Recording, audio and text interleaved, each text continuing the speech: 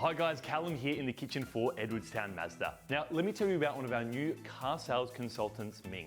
He loves to build kit models, which tells me that his attention to detail is impeccable, which is exactly what you need for my Sri Lankan fish curry with flatbread. It is so good, maybe not as good as buying a new car from Ming, but close. Let's do it.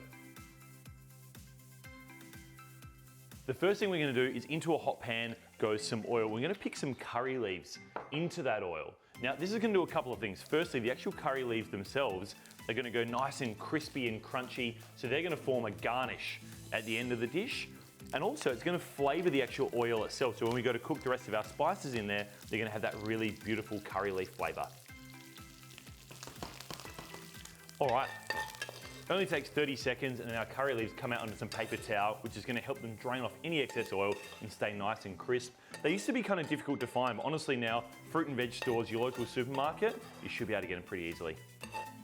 Now our base for this curry is going to be a brown onion. We're going to get it in half, peeled, diced, and it's starting to slowly sweat off.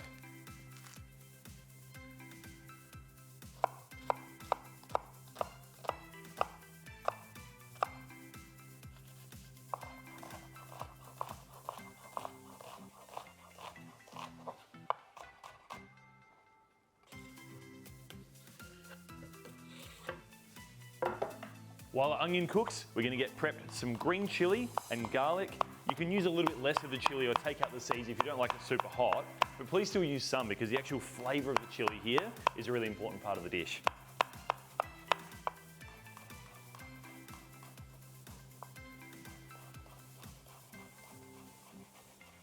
Alright, after a couple of minutes, the onion is lovely and softened and translucent, so in goes our green chilli, our garlic. At this stage, we're going to go in with a couple of our whole spices as well. We've got cumin seeds and mustard seeds.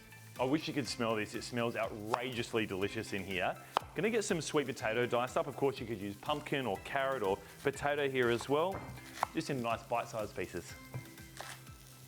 You can peel the sweet potato if you want, but honestly, I think it's a waste of time. I think the skin cooks down. I don't even think you're going to taste it. And there's a lot of fibre and nutrients found in the skin, so I just prefer to leave it on.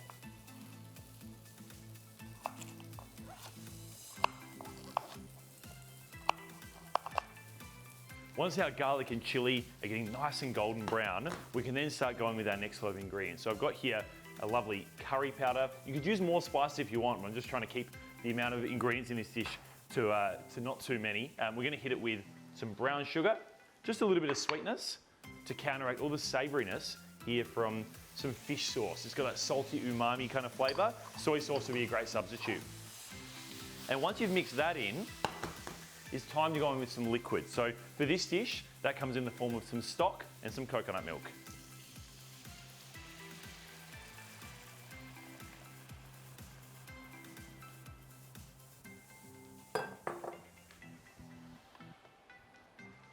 And then in with the sweet potato.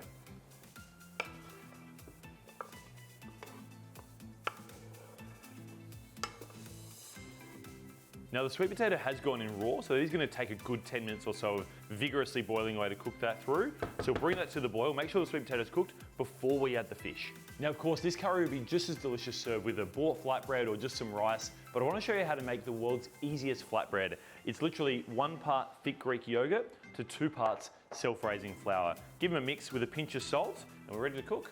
Because we're not using any yeast in this bread recipe, there's no proving time or waiting time. We can literally mix it together, get it to the right consistency and cook it straight away. So it's the quickest recipe ever. A little sprinkle of extra flour. Pop your flatbread between 2 bits of baking paper, just to make it nice and easy to work with in case it's on the stickier side. And you can just literally press it out with your hands if you like. Or if you want to get a little bit more fancy, you can use a rolling pin. Just get it as thin as you can. Okay, nice hot pan. You can go with just a tiny drizzle of oil if you want. You don't need too much though because there's a little bit of fat naturally found in the yogurt itself.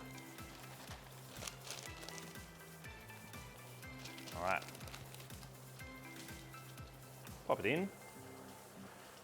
Now you can of course make individual flatbreads here if you like. I kind of just like making one big one like this, almost like I'm making a pizza dough. And I'm just going to cut it into wedges once it's cooked. Press it out. How quick's that?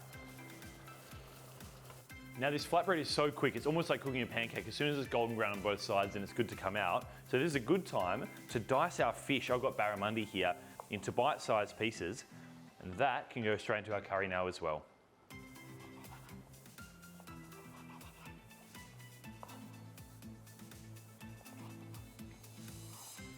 This fish curry is really starting to take shape. Look at how that sauce has darkened and thickened a little bit from those beautiful spices. A little bit of color actually comes out of the sweet potato now as well. That's tender.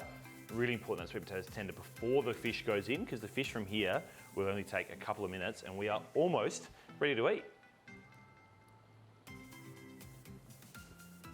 Let's have a little look at the flatbread. Honestly, for something that took 5 minutes to make, this is something that's got to be part of your repertoire next time you're making a curry like this. Look at that. All right, our fish is just about cooked. I'm gonna go in with a big old handful here of baby spinach, a squeeze of lime juice, stir that in, and it's time to eat. Cut up our flatbread. Beautiful. Now, when it comes to the curry, this is exactly how I'd serve it in the pan that it was cooked in. Top it with some of these beautiful crispy curry leaves that we did right back at the very start.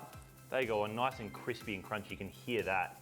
Goodness me, that looks and smells delicious. And then a few extra coriander leaves, just for something kind of fresh.